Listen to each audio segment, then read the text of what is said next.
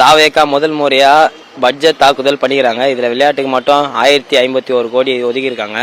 இது போதுமா போதாதா இருக்குமான்ட்டு இங்கே இருக்கும் இன்னும் நிறைய பேர்கிட்ட கேட்டால் தான் தெரியும். அதுவும் இல்லாமல் இந்த ஸ்கூலில் நிறைய டக் அடிமை எல்லாமே நிறைய பேர் இருக்காங்க.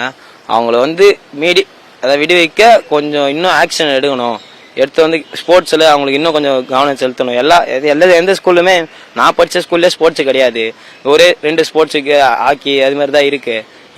கிரிக்கெட்டு கபடி ஸ்போர்ட்ஸ் எல்லாமே எடுத்துகிட்டு வந்தால் தான் அவங்களும் கொஞ்சம் ட்ரக்ல இல்லாமல் விளையாடுவாங்க. இல்லை 10 வருஷம் ஆச்சு ஆண்டாங்களோ ஒழிச்சிருக்கலாமே, ஏன் ஒழிக்கல? ஏன் புதுசாக வந்தவங்க மட்டும் இன்னும் சரியாக செய்யலை போகலன்றாங்க இல்லையா? அவங்க செய்திருக்கலாம்ல, இதெல்லாம் செய்திருக்கலாம்ல. அப்படியெல்லாம் ஒன்றும் கிடையாது. மக்கள் தேர்ந்தெடுத்தாங்க, அவர் ஜெயிச்சார், அவ்வளோதான். மக்கள் ஓட்டு போட்டவங்க எல்லாருமே தற்கூரி அப்படின்றாங்க. அதெல்லாம் கிடையாது. புதுசாக ஒருத்தர் வந்து நம்மளுக்கு செய்வாங்களா அப்படின்றத தான் அவங்க எதிர்பார்த்தாங்க, வந்தாங்க, இது பண்ணுறாங்க. அவர் நல்லது செய்தால் இன்னும் அவர் ஆட்சியில் இருக்கலாம், அவ்வளோதான். சரிங்களா? அதெல்லாம் பேசக்கூடாது. இப்போ அவரோட குடும்பத்தை கலர்னா அது ஏகப்பட்டது வரும் இல்லையா?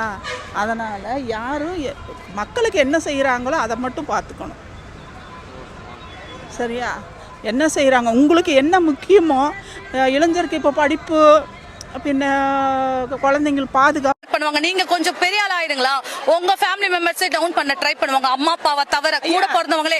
சோ அதெல்லாம் நம்ம அட போங்க அப்படின்ற மாதிரி நம்ம போயிட்டே இருக்கோம். ஓட்டு போட வேணாம்னு நினைக்கிறாங்கன்னா அவங்க விருப்பம். திரும்ப திமுக அதிமுக வரும், ரோடு சரி இருக்காது, என்னால 10 மணிக்கு மேல பைக் எடுத்துட்டு போக முடியாது, பின்னாடி ஃபாலோ பண்ணிட்டு வருவாங்க. ஆனா எங்க அண்ணா அப்படி சொல்லல. கண்டிப்பா உமன் சேஃப்டி பத்தி தான் இப்ப பேசுனாங்க. சோ நாங்க அதுக்காக தான் ஓட்டு போடணும்னு நினைக்கிறோம். போடணும்னா நீங்க திமுகக்கு அதிமுகக்கு எந்த கட்சிக்கு வேணாலும் நீங்க போட்டுக்கோங்க, அது உங்க விருப்பம். உங்க வீட்டுக்குள்ளார இதுக்கு மேல நிம்மதியோட நீங்க தூங்கணும், ரோட்ல சேரி சகதி இல்லாம இருக்கணும், ஃப்ளட் வந்துருச்சுன்னா வீட்டுக்குள்ளார வராத இருக்கணும்னா நீங்க புதுசா ஒண்ணு ட்ரை பண்ணி தான் ஆகணும். ஏன்னா காமராஜரே ஏமாத்தின உலகம் இது, விஜயகாந்த் கேப்டனையே ஏமாத்தின உலகம். சோ நம்ம அண்ணா வராங்க இல்ல, நம்ம சப்போர்ட் எல்லாருமே கொடுப்போம். நீங்க அவர் பர்சனல் விஷயத்துல அவர் இப்படி இருப்பாரோ அப்படி இருப்பாரோ நினைக்க வேணாம். நம்மள சுத்தி எல்லாரையும் பாருங்களா, ஒரு பர்சனல் விஷயத்துல எல்லாருமே ஏதோ ஒரு சின்ன விஷயத்துல இருப்போங்க. இப்ப இவ்வளவு உமன் இங்க வந்திருக்கோம், எல்லாருமே ஒரு குறிப்பிட்ட டைம்ல என்ன பண்ணிடுவாங்க, கேரக்டர்ல கை வைப்பாங்க. இவளுங்க வெளியில அடிக்கடி போயிடுறாளுங்க, வீடு தங்க மாட்டாளுங்க. சோ அதுக்கெல்லாம் கேர் பண்ணவே கூடாது. சோ உங்களுக்கு உங்க மனசாட்சிக்கு யாருக்கு போடணும்னு தோணுதோ, காசை வாங்கிட்டு உங்களுக்கு யாருக்கு போடணும்னு தோணுதோ போடுங்க. அதுதான். எல்லாருமே வானான்னு தான் போட்டிருக்காங்க. அப்போ கொளத்தூர்லேயே அவர் தோத்துட்டாரு. வேணாம், பொறுமையாக இருங்க. நீங்கள் எதுவுமே விமர்சனம் பண்ணீங்க. இந்த ஆட்சி தான் நிறைய பாலியல் பிரச்சனை நடக்குது அப்படின்னு சொல்கிறாங்க. அது எப்படிங்க, வந்துனே தானே இருக்குது. வேணும்னே பண்ணுறவங்களுக்கு என்ன பண்ண முடியும் சொல்லுங்கள்? அது ஒன்றும் விஜய் ஒரு வீடாக போய் பார்க்க முடியும். அவங்கவுங்க குழந்தைங்கள அவங்க தான் பாதுகாப்பாக வச்சுக்கணும். அதெல்லாம் விஜய் மேலே சொல்கிறதோ, அவங்க மேலே சொல்கிறதோ, இவங்க மேலே சொல்கிறதெல்லாம் தப்பு. அது பேசவே கூடாது. உதயநிதி பார்த்தீங்கன்னா வெளில வந்துட்டு உதயநிதி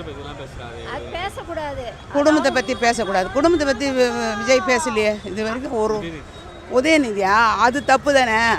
அவங்க ஒன்றும் வசதி இல்லாதவங்கள விடலையா, அவர் வசதியானவங்க தான் அந்த அம்மா. அந்த அம்மாவுக்கு எல்லாமே தெரியும்.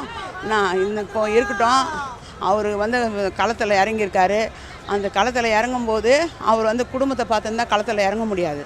அப்புறம் விஜயகாந்த் மாதிரி ஆகிடுவாங்க அவரை. அதனால் அவர் நல்லது தான் பண்ணியிருக்கு.